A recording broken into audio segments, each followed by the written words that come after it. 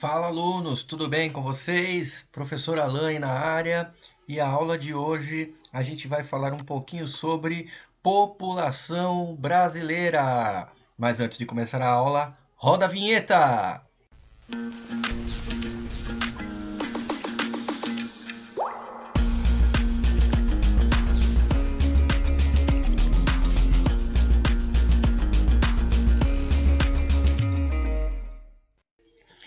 Pessoal, a nossa aula vai ser dividida em três etapas aí. Primeira etapa, formação da população brasileira.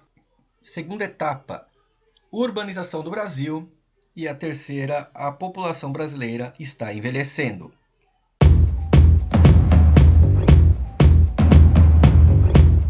O Brasil, ele é formado, a matriz populacional brasileira, ela tem três etnias aí principais, tá? A branca, a negra e a indígena. Bem, a população branca, tem uma presença forte dos imigrantes europeus, com destaque primeiramente aos portugueses, que foram os colonizadores do nosso país, depois com a vida de italianos, alemães e espanhóis, entre outros europeus, tá bom? Em seguida, nós temos aí a matriz negra, tá? Principalmente de imigrantes trazidos da África de forma forçada para trabalharem como escravos, tá bom? E também nós temos aí a matriz indígena, que são os habitantes que aqui já estavam antes dos colonizadores. Em 2010, como que era a base populacional brasileira em relação às etnias, tá? Nós temos 5 grandes grupos populacionais: os brancos, os negros, os indígenas, os amarelos, que a gente chama, que são os asiáticos, e os pardos. Para quem não lembra, os pardos é a mistura desses três aqui, tá? Indígena com branco, indígena com negro ou branco com negro, tá bom? Bem, se a gente observar bem aí, né, a gente vai ver que grande parte da população brasileira é formada por brancos. Em seguida, quase empatado aí, nós temos a população de pardos. Os pardos são a mistura desses aqui, certo?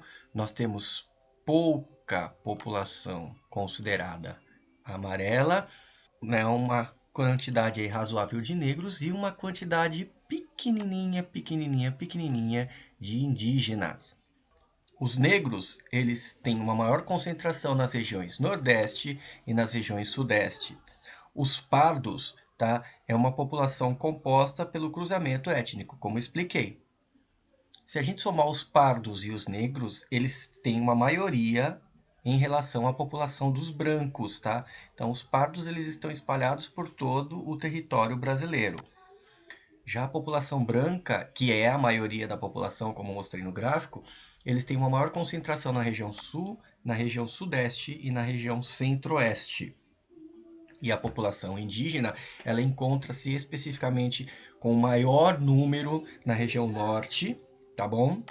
E a região amarela tem bastante, uma grande presença aqui na nossa região, na região sudeste.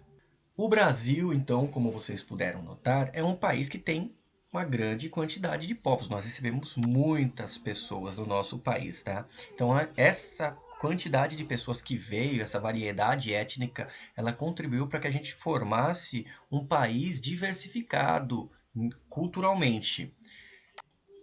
E isso faz com que nós tenhamos, né, como responsabilidade respeitar essas diferenças, essas manifestações culturais de acordo com as características de cada região, de acordo com cada grupo étnico, tá?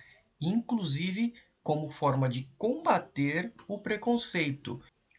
E esse espaço de pluralidade se destaca na escola.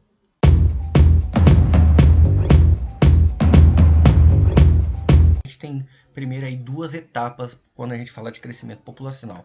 A primeira etapa do crescimento populacional, ela foi feita por imigrantes, tá? Como eu disse, primeiro os portugueses que chegaram, depois eles trouxeram um grande contingente de negros da África para cá como escravos. Entre 1870 e 1930, a escravidão ela estava acabando. O fim da escravidão, havia a necessidade de substituir a mão de obra escrava, e aí começou a ter uma mão de obra assalariada. Quem ia receber, né? O negro ele poderia continuar trabalhando? Poderia, mas o que que aconteceu? Foi um fato até interessante, tá? Começou a chegar imigrantes europeus, principalmente os italianos e espanhóis, para trabalhar na lavoura do café. Ao invés de pagar os escravos, os ex-escravos, eles preferiram contratar. Isso é, nesse período, até estranho, porque a gente também costuma falar que foi um processo de embranquecimento da população brasileira. Tinha acabado de ser um país independente, estávamos nos tornando independente, tanto, né, na questão colonial quanto na questão econômica, mas que tipo de legado a população brasileira, que tipo de legado o Brasil ia deixar? Uma população de negros? Então, essa atração de imigrantes, ela também foi interessante para uma elite brasileira aí da época de tornar o Brasil um país branco, tá bom? É até brisado o que eu estou falando, mas é fato isso. Mas acontece um fato em 1929, que é a crise da Bolsa dos Valores em Nova York. Essa crise nada mais foi, não só nos Estados Unidos, tá, gente? Foi mundial. Houve uma super safra. Que aí, isso começou nos Estados Unidos, foi virando uma bola de neve e afetou o mundo inteiro. E a economia brasileira ela foi afetada. Por quê? Porque se parou a economia, para quem que a gente ia vender o café? O café ficou preso no Brasil, tá? Os fazendeiros, sem vender o café, muita gente perdeu o dinheiro, tá? E aí, uma coisa puxa a outra. Se eu não vendo o café, se o café está parado, eu não tenho dinheiro. Se eu não tenho dinheiro, eu não consigo pagar os trabalhadores. E isso chega, então, como uma crise no setor cafeicultor e interrompe a necessidade de trazer imigrantes para o Brasil. Não tem para cá, por que vir para cá se não está vendendo café. O Brasil era uma das principais economias do mundo, tá?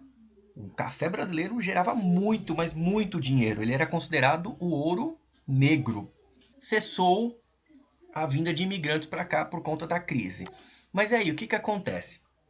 A população brasileira, então, ela começa a crescer apenas pela sua população que aqui reside, que aí é o que nós chamamos de crescimento vegetativo. Esse crescimento vegetativo natural nada mais é do que a diferença entre a taxa de natalidade e a taxa de mortalidade. Isso é uma equação matemática e funciona da seguinte forma: o crescimento vegetativo é igual à taxa de natalidade menos a taxa de mortalidade. Eu vou dar um exemplo básico para vocês. Uma cidade hipotética, o ano passado tinha 1000 pessoas. Esse ano nasceram 200 pessoas e morreram 100 pessoas. Então eu tinha 1000 mais 200 que nasceram, 1.200. Morreram 100, sobrou 1.100 pessoas. Então o meu crescimento vegetativo foi de 100 pessoas, tá? Ou seja, essa população aumentou. Então é desse jeito que começou a ser medido o crescimento da população brasileira depois da década de 30. Não recebíamos mais imigrantes, tá? Vamos ver então como foi essa evolução desse crescimento vegetativo e natural. Bem, até 1950 a população brasileira estava estagnada num patamar, mas na década de 50 e 60 nós temos um boom populacional, um crescimento populacional muito grande, tá? O que a gente chama de explosão demográfica. Há um crescimento de população muito grande, um crescimento vegetativo muito grande, tá? Mais de 2% por ano de crescimento. Já na década de 80, a gente começa a observar uma queda no crescimento vegetativo, que é o que nós chamamos de processo de transição demográfica.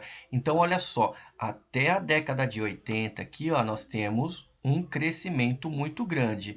Já a partir daqui, olha só, começa-se a observar uma queda nesse crescimento. Vamos ver então em relação à explosão demográfica. Por que que aconteceu esse boom demográfico, tá?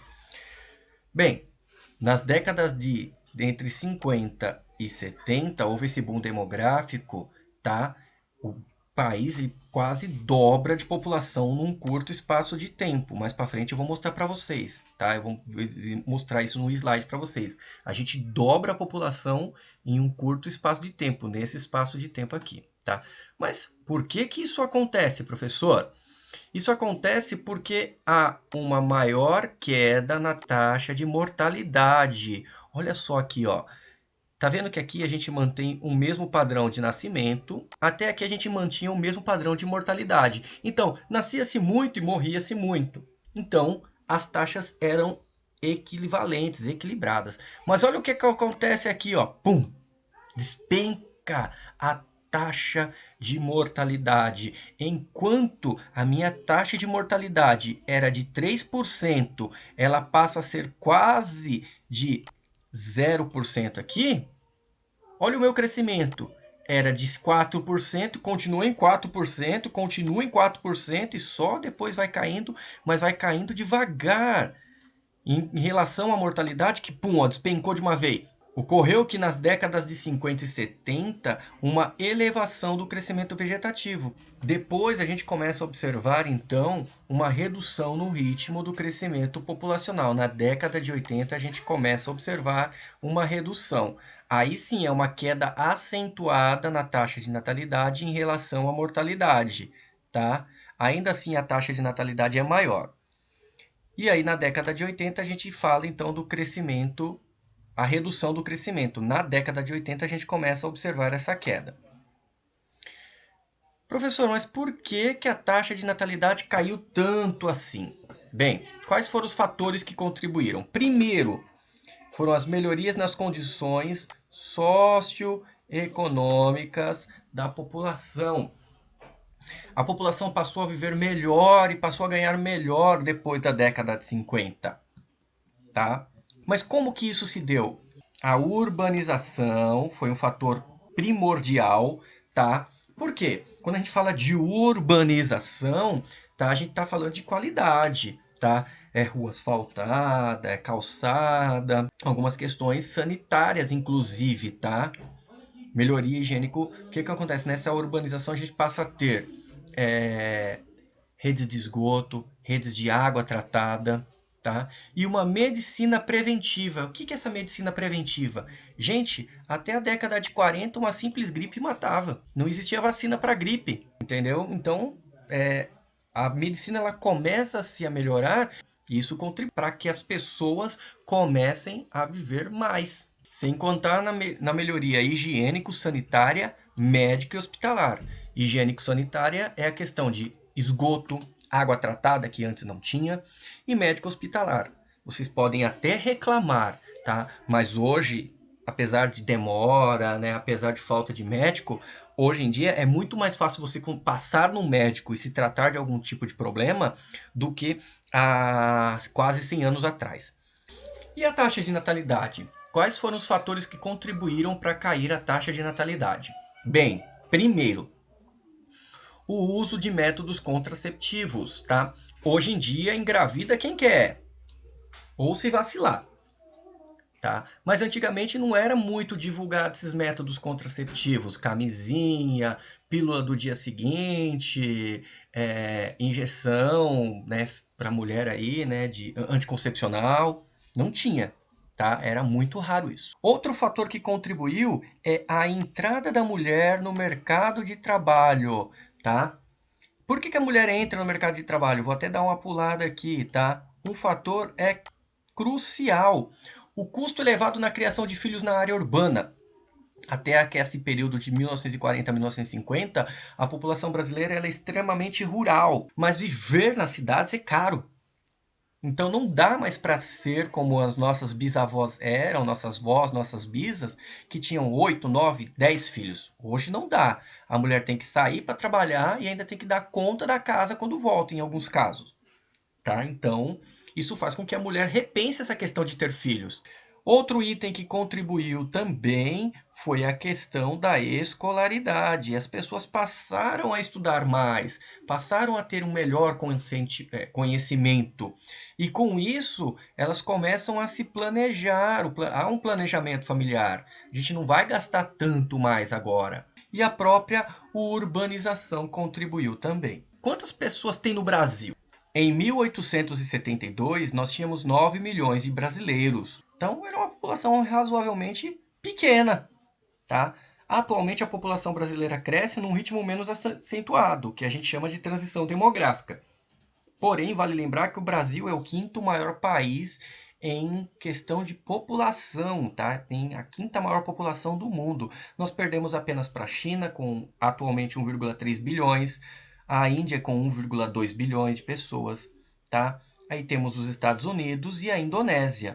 Mas lembra que eu falei que eu ia mostrar para vocês que a população quase que dobrou? Olha só que interessante. Até 1950, o Brasil crescia, ó, pouco, tá? Era um crescimento razoável, ó. Só que olha agora aqui, de 1950 até 1980. Em 30 anos, nós dobramos a quantidade de pessoas. Eu saí dos 50 milhões e fui para 120 milhões de brasileiros. E olha só, de 80 até 2010, 190 milhões. Eu quase dobrei de novo aqui. Daqui para cá eu dobro e daqui para cá eu dobro a população. É uma quantidade considerada de gente nascendo, hein?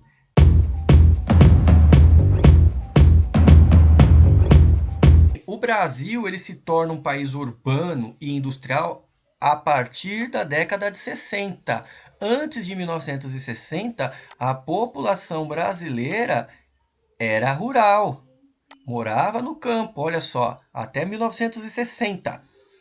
Eu tinha poucas pessoas morando nas cidades, nos centros urbanos, e a maior parte morava nas áreas rurais, tá? E por que isso aconteceu, então? O que aconteceu que fez com que essa população saísse do rural para o urbano? Primeiro, o processo industrial ele ajudou na mecanização do campo. Que 1.000 trabalhadores fazem de forma manual, uma máquina consegue fazer sozinha. E começa o processo de êxodo rural, né? A migração campo-cidade. Quais foram os fatores que contribuíram para essa migração? Como eu já expliquei, a mecanização. Em segundo, o Estatuto do Trabalhador Rural, né? Esses trabalhadores começam a reivindicar direitos que até então não tinham. E por último, as próprias condições de vida no campo, né? Interessante. Qual foi as consequências dessa urbanização? Primeiro, a população urbana ela cresce, hoje, atualmente, ela cresce muito mais do que a população rural. Provocou uma redução no crescimento vegetativo. Foi muito rápido o crescimento urbano, tá? Essa macrocefalia urbana, tá? Ou as cidades cabeças, que é o que a gente chama. Por exemplo, São Paulo, Rio de Janeiro, Belo Horizonte, Curitiba, essas cidades aí que são mais urbanizadas, cidades como se diz grandes, tá? Cresceu de forma rápida e desordenada, com exceção talvez de Curitiba, né, que é uma cidade planejada, mas o crescimento foi muito rápido e caótico, muita gente chegando ao mesmo tempo, sabe? E isso trouxe um monte de consequências. A primeira delas, por exemplo, a exclusão socioeconômica, né? Segunda delas, os problemas ambientais e depois os problemas estruturais. Quais foram os problemas, tá? Principais problemas urbanos por conta desse crescimento desorganizado foi falta de moradia. Isso fez também com que aumentasse a poluição do ar e da água, aumentasse o trânsito, esse trânsito se tornasse caótico, um aumento vertiginoso na violência, né? A pessoa sem condições, ela apela para algumas situações, tá? Outra situação, os menores abandonados, descaso com as pessoas que moram nas ruas, o surgimento de favelas e cortiços. E aí, por que o surgimento dessas favelas e cortiços? Quando essas pessoas chegaram aqui, os lugares melhores, próximos ao centro, né, eles já estavam ocupados. Então, isso fez com que as pessoas começassem um processo de favelização, ou como que a gente chama aqui, né, que as pessoas começaram a ir para as periferias, né, para as zonas periféricas da cidade, tá? Isso fez também com que o transporte coletivo começasse, né, se tornar também um caos. E outro item aí bastante marcante, que é a apelação também que a gente fala, é o tráfico de drogas, tá bom? Eu trouxe uma tabela aqui para a gente estudar essa tabela, eu vou estudar com vocês, né? essa tabela aí, que mostra a distribuição da população brasileira de acordo com as grandes regiões. Então, nós temos aí a população aqui, primeiro a região administrativa, primeiro aqui o Brasil, depois vou ter o Norte, Nordeste, Centro-Oeste, Sudeste e Sul. Eu tenho a quantidade de população que tem nessa região, então a população absoluta do Brasil em 2010 era de 190 milhões de brasileiros. Desses 190 milhões, 15 milhões no Norte moravam, 53 no Nordeste, 14 milhões moravam no Centro-Oeste e olha aqui no Sudeste, 80 milhões moravam no Sudeste, desculpa. E 27 milhões moravam no Sul. Bem, se eu pegar a área dessa região e dividir pela quantidade de habitantes, eu vou ter uma média de quantas pessoas eu tenho por quilômetro quadrado. Então, por exemplo, se eu pegar aqui os meus 8 milhões de quilômetros quadrados do Brasil e dividir pelos 190 milhões de brasileiros, eu vou chegar a uma média de 22,4, ou seja, a cada quilômetro andado eu vou encontrar em média 22 pessoas. Só que essa população ela não se concentra de forma igual pelo território brasileiro. Então vamos ver no Nordeste, por exemplo. No Nordeste eu tenho 15 milhões. Se eu dividir pela área, que é de 3 milhões de quilômetros quadrados, eu vou andar aí, ó, a cada 1 quilômetro que eu andar, eu vou encontrar apenas 4 pessoas. Pouco, né? Eu vou ter muito espaço e vou achar poucas pessoas. Agora vamos olhar aqui, olha só, vamos fazer um comparativo. Olha só, aqui eu tenho 3 milhões de quilômetros quadrados. Aqui eu tenho 924 mil metros quadrados. A minha área é menor, mas olha a quantidade de população que eu tenho, é maior. Então, se eu dividir isso por isso, a cada quilômetro andado, eu vou achar em média 87 pessoas. É muita gente. E aqui, se eu comparar o percentual da população, ó, aqui 190 no Brasil são 100% da população. A região norte ela concentra apenas 8% da população. Já a região sudeste, ó, quantos por cento da população ela concentra? Quase metade da população brasileira, 42%. Então, quase metade da população brasileira está na região sudeste. Olhando essa tabela, quais são as principais conclusões que a gente pode tirar? Número 1, a população brasileira ela é mal distribuída pelo território. Eu tenho muita gente na região sudeste e pouca gente na região norte. A população brasileira ela está concentrada mais próxima à faixa litorânea, principalmente no centro-sul do território. Aqui, ó, nesse centro-sul que a gente fala, tá? Que vai daí do Espírito Santo, Minas Gerais, Rio de Janeiro, São Paulo, Paraná, Santa Catarina e Rio Grande do Sul. Tá bom? E por último, quais são as regiões mais populosas? Eu tenho a região Sudeste, eu tenho a região Nordeste, olha a quantidade, melhor dizendo, é aqui, ó, região Sudeste, eu tenho 80 milhões de pessoas, e a região Nordeste eu tenho 53 milhões de pessoas. A região Sul com 27, a região Norte e a região Centro-Oeste que concentra menos pessoas. Habitantes por quilômetros quadrados, acima de 250 habitantes por quilômetro quadrado. Ou seja, a cada quilômetro que eu andar, eu vou ter em média 250 pessoas. São poucos lugares que eu tenho isso, ó. Uma grande concentração, mais aqui nessa região aqui, ó. Agora aqui, ó, entre 100 e 250 pessoas. Opa, já aumentou agora tem bastante. Mas, ó, lembra do slide anterior? Olha só, aonde se concentra a maior população? Na faixa litorânea. Aqui no meio do Brasil, eu tenho poucos lugares onde eu vou andar. A cada 1 quilômetro eu vou encontrar no mínimo 100 a 200 pessoas. Só aqui no grande centro de Manaus. A cada 1 quilômetro eu vou encontrar de 50 a 100 pessoas. Opa, já mudou, já começa a aumentar um pouco mais meu mapa.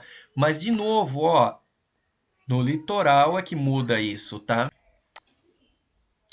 Agora, de 20 a 50 pessoas por quilômetro quadrado. Nossa, agora já mudou o mapa. Olha só, aonde está a minha maior concentração de novo? Aqui. Agora aqui, ó, de 5 a 20 pessoas por cada quilômetro que eu andar. Tá? Ainda assim, se concentra mais ainda assim se concentra mais aqui, ó. A cada quilômetro rodado eu vou achar de 1 a 5 pessoas. Agora sim, ó, eu vou ter que andar 1 quilômetro nessa região aqui, ó. Olha só essa corzinha aqui. A cada 1 quilômetro que eu andar, eu vou achar no máximo de 1 a 5 pessoas. É pouca gente. É vazio demais aqui essa região. Ou seja, então, a população brasileira está concentrada aqui nessa faixa litorânea, especificamente maior concentração aqui no Centro-Sul.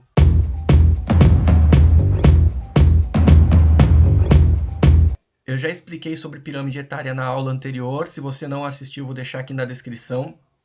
Eu tenho uma aula explicando essa pirâmide etária, tá bom? Eu vou deixar aí para vocês.